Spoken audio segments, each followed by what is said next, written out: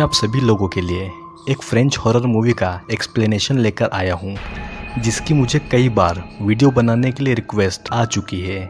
इस मूवी का नाम है मार्टिर्स, जिसका सही मतलब मैं आपको वीडियो के एंड में समझाऊंगा, तो वीडियो को एंड तक पूरा ज़रूर देखना। इस मूवी को पास्कल लॉगिर ने डायरेक्ट किया है और इसकी IMDb rating 7.1 out of 10 stars है, जो काफ़ी अच्छी मानी जाती है।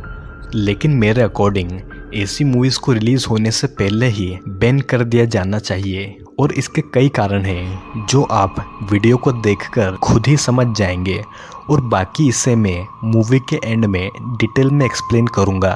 तो वीडियो शुरू करने से पहले हमारे चैनल को सब्सक्राइब करके बेल नोटिफिकेशन ऑन कर लीजिए, क्योंकि कई सारे इंटरेस्टिंग वीडियोस जल्दी ही आने वाले हैं।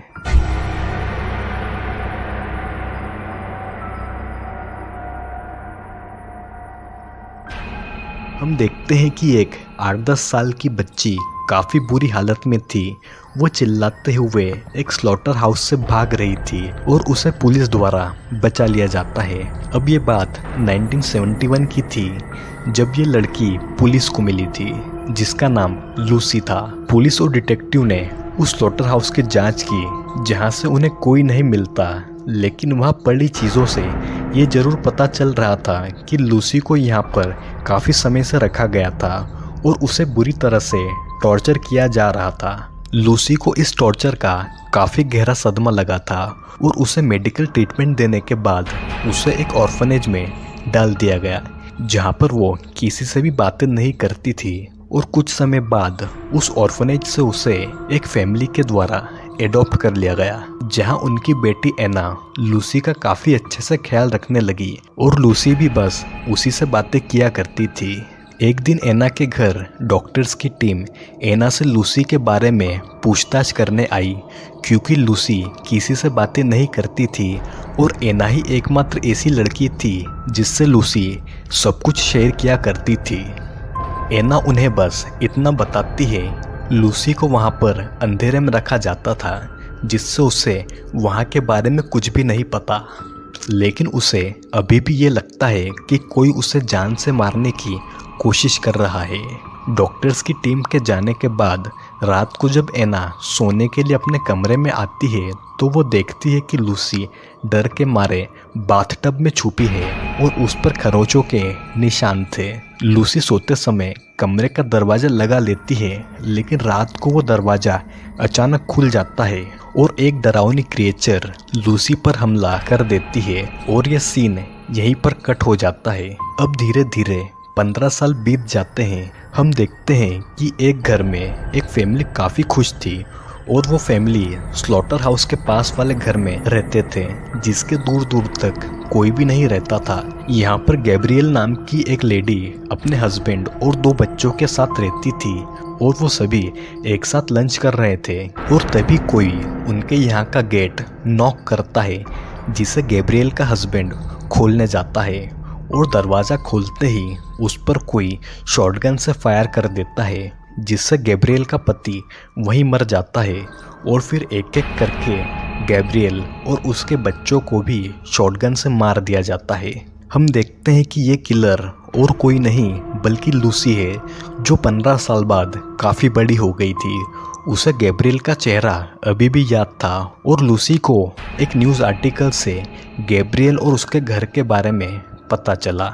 लूसी एक टेलीफोन बूथ पर कॉल करके एना को वहां पर बुलाती है, लेकिन लूसी को वही क्रिएचर वापस दिखाई देती है, जो कि एक लेडी थी। वो काफ़ी बुरी हालत में थी और वो एक इंसान से ज़्यादा शैतान लग रही थी। वो डरावनी क्रिएचर लूसी की पीठ पर एक बड़े से कटर से कई सारे वार करती है, जिससे कि लूसी जान बचाकर वहाँ से भागती है, और तब तक वहाँ पर एना आ जाती है। एना देखती है कि लूसी काफ़ी घायल है और उसने उस घर के सभी लोगों को मार डाला है। एना ही एकमात्र ऐसी व्यक्ति थी जो लूसी की परवाह करती थी। वो लूसी की पीठ के घावों को वहीं पर सिलती है और लाशों को ठिकाने लगाने में लूसी की मदद करती है, जहाँ पर लूसी उसे बताती है कि ये वही लोग हैं जिन्होंने उसके साथ 15 साल पहले इतनी बेरहमी की थी। लूसी वहीं पर आराम करती है और एना लाशों को एक एक करके गड्ढे में डालती है, लेकिन उन लाशों में से गैब्रियल अभी भी जिंदा थी। एना उसे लूसी से बचाने की कोशिश करती है और उसे छुपा देती है, लेकिन गैब्रियल की चीख की आवाज़ लूसी सुन लेती है और उसे वही डरावनी क्रिएचर दिखाई देती है जो उसे फिर से मारने आती है। वो बाथरूम में लूसी के ऊपर चढ़कर एक कटर से उसके पैर में मारती है कि तभी वहाँ पर एना आ जाती है, लेकिन उसे वहाँ पर लूसी के अलावा कोई नहीं दिखता। लूसी को पता चलता है कि गैब्रियल अभी भी जिंदा है और वो एना को एक ऐसा राज बताती है जो उसने आज तक किसी को भी नहीं बताया था। 15 साल पहले जब लूसी उस स्लॉटर हाउस में कैद थी, तब उसे वहाँ पर 1 साल से टॉर्चर किया जा रहा था। उसे हर बात पर मारा जाता था और वहीं पर उसने गैब्रियल का चेहरा देखा था। लूसी को एक दिन वहाँ से भागने का मौका मिलता है और जब लूसी वहाँ से भाग रही थी, तब उसे एक और लड़की के चीखने की आवाज़ सुनाई देती है। फिर लूसी जब उसे देखने की कोशिश करती है तो उसे एक लड़की जिसका नाम सारा था, वो काफ़ी बुरी हालत में दिखती है, जो अपने आप से बातें कर रही थी। वो लूसी से खुद को वहाँ से छुड़ाने का कह रही थी, लेकिन लूसी ने उसे नहीं बचाया और वो अकेली ही वहाँ से भाग गई। तभी नीचे से गैब्रियल के चिल्लाने की आवाज़ आती है और लूसी उसे मारने जाती है। एना भी गैब्रियल को बचाने जाती है, लेकिन लूसी एक हथौड़े की मदद से गैब्रियल का सिर पीट पीट कर उसे मार डालती है और एना पर काफ़ी गुस्सा निकालती है कि आखिरकार उसने गैब्रियल की मदद क्यों की। और लूसी के अपसेट होते ही वो डरावनी क्रिएचर लूसी के पास आती है और एक रेजर से उसके बाजुओं को काट देती है, जिससे कि लूसी का काफ़ी खून बहता है। और फिर वो क्रिएचर लूसी का सिर पकड़कर उसका सिर दीवार में ज़ोर ज़ोर से मारती है, लेकिन असलियत में वहाँ पर कोई भी नहीं था और लूसी खुद ही अपना सिर दीवार में पीट रही थी। एना लूसी को बचाने की कोशिश करती है, लेकिन लूसी खिड़की से बाहर कूद जाती है और एक धारदार रेजर से अपना गला काट लेती है, जिससे कि उसकी मौत हो जाती है। दरअसल जब लूसी उस स्लॉटर हाउस से भाग रही थी और वहां पर उसने सारा को नहीं बचाया, जिस वजह से लूसी को उसका काफ़ी गिल्ट हुआ और उसने अपने दिमाग में एक काल्पनिक क्रिएचर बना लिया जो उसे गैब्रियल को खत्म करने का कहती थी। लेकिन गैब्रियल के मरने के बाद भी वो लूसी के दिमाग से नहीं गई, जिससे परेशान होकर लूसी ने खुद का गला काट लिया और आत्महत्या कर ली। अब यहाँ पर सुबह हो चुकी थी। एना अपने घर पर कॉल करके इस ट्रेजेडी के बारे में बता ही रही थी कि उसे एक सीक्रेट डोर मिलता है और वहाँ का रास्ता एक सीक्रेट चैम्बर में जाता है, जहाँ पर उसे पता चलता है कि ये वही टॉर्चर चैम्बर है जहाँ पर लूसी को रखा गया था। और सिर्फ लूसी ही नहीं बल्कि कई सारी लड़कियों को यहाँ पर टॉर्चर किया गया था। एना को वहाँ पर एक चेन दिखाई देती है जिससे कोई बंधा हुआ था और उसकी नज़र कोने में एक लड़की पर पड़ती है जिसकी हालत बिल्कुल भी ठीक नहीं थी। उसके हाथ पैर और सिर में स्टील के बेल्ट बंधे हुए थे।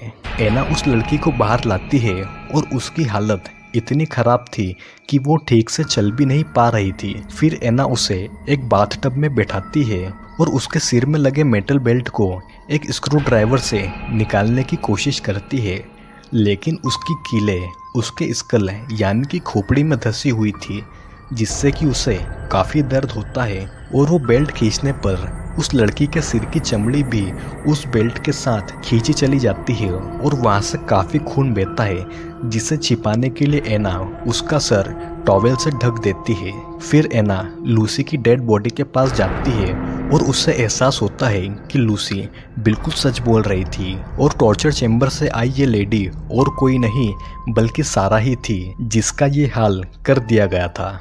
एना देखती है कि सारा खुद को चाकू से मारने की कोशिश करती है और वो काफ़ी आक्रामक हो जाती है कि तभी एक औरत सारा के सिर में गोली चलाकर उसे मार देती है। और फिर कई सारे लोग आकर गैब्रियल के घर की जांच करते हैं। वो एना को पकड़कर टॉर्चर चैम्बर में ले जाते हैं, जहां पर एक बूढ़ी औरत हाथ में एक किताब लिए आती है जिसे सब मैडम कहते हैं। और वो एना से कहती है कि यहाँ पर लाए गए सभी विक्टिम को 4 स्टेज तक टॉर्चर किया जाता है।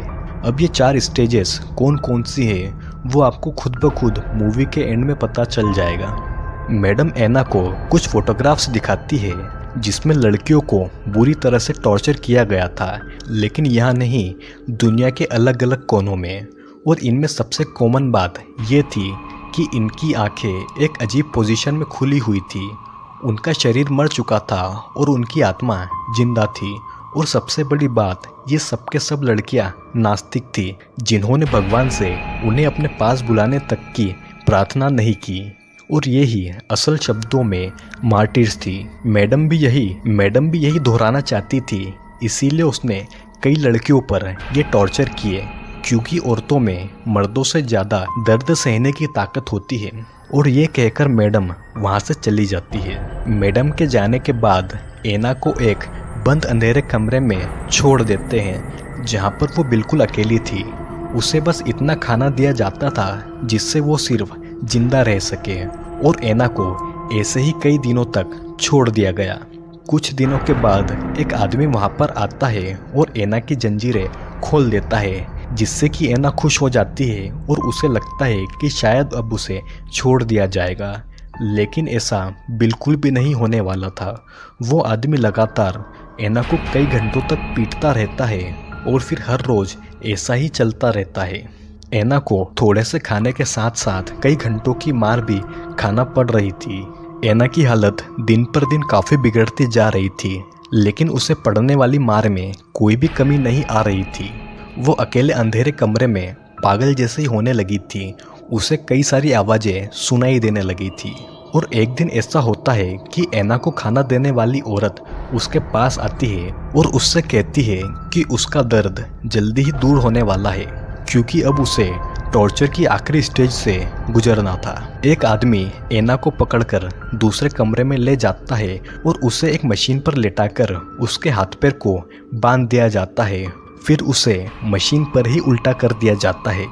हम देखते हैं कि काले कपड़े पहने एक आदमी एना के कपड़ों को उसके शरीर से हटा देता है और एक ऐसा ऑपरेशन शुरू होता है जिसकी कल्पना भी नहीं की जा सकती। एना अपने सेंसेस में नहीं थी, लेकिन फिर भी उसे दर्द महसूस हो रहा था। एना के शरीर की पूरी चमड़ी निकाल ली जाती है। उसके पूरे शरीर पर जहाँ जहाँ पर भी चमड़ी थी, वहाँ पर बस अब अंदर का मांस था।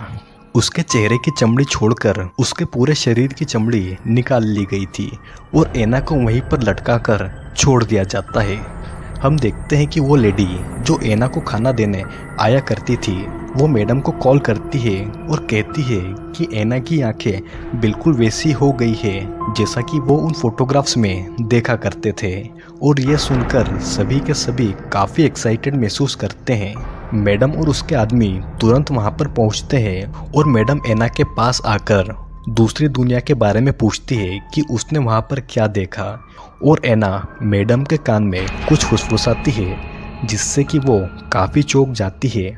और अगले ही दिन मैडम के घर पर एक मीटिंग रखी जाती है, जहाँ पर कई सारे लोग आए हुए थे। मैडम का असिस्टेंट सभी को एड्रेस करता है कि कल दोपहर 12 से 2 बजे के बीच में एना ने मौत के उस पार की दुनिया को देखा और उसने लगभग 2 घंटों तक मौत के पार की दुनिया का एक्सपीरियंस किया।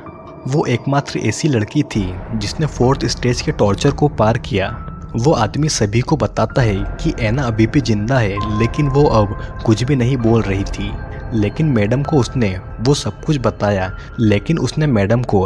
बताया कि मौत के उस पार की दुनिया कैसी है, जिसे कुछ ही पलों में मैडम सबके सामने बताने वाली है। फिर मैडम का असिस्टेंट उन्हें बुलाने जाता है, जहाँ पर मैडम उससे पूछती है कि क्या वो मौत के पार की दुनिया की कल्पना कर सकता है। असिस्टेंट कुछ समझ नहीं पाता कि मैडम क्या कहना चाहती है और मैडम बस इतना कहती है कि इसे जानने के लिए उसे मरना होगा। और फिर मैडम खुद को गोली मार देती है और ये राज जो सभी लोग जानना चाहते हैं वो मैडम के साथ ही ख़त्म हो जाता है। और हम एना की बॉडी को देखते हैं जो सिर्फ एक जिंदा लाश थी। और इसी के साथ ये मूवी यहीं पर ख़त्म हो जाती है।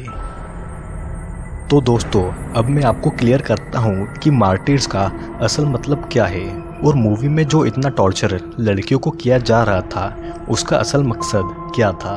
दरअसल मार्टिर्स को इस मूवी में विटनेस कहा जाता है और ऐसे वैसे नहीं, बल्कि जिन्होंने मौत के बाद की दुनिया को देखा हो। लेकिन हर कोई मार्टिर नहीं बन पाता, क्योंकि हर किसी के पास इतना दर्द सहने की काबिलियत नहीं होती। मैडम एक सीक्रेट फिलोसोफर ग्रुप की लीडर थी, जो ये जानना चाहते थे कि मौत के बाद की दुनिया कैसी होती है। इसीलिए वो कई लड़कियों पर 4 स्टेजेस में टॉर्चर करते थे। पहला स्टेज, जिसमें लड़कियों को बिल्कुल अकेला छोड़ दिया जाता था, और ऐसी स्थिति में कोई भी आम इंसान पागल हो जाया करते हैं। दूसरी स्टेज में उन लड़कियों को सिर्फ इतना खाना दिया जाता था जिसमें कि वो सिर्फ जिंदा रह पाए।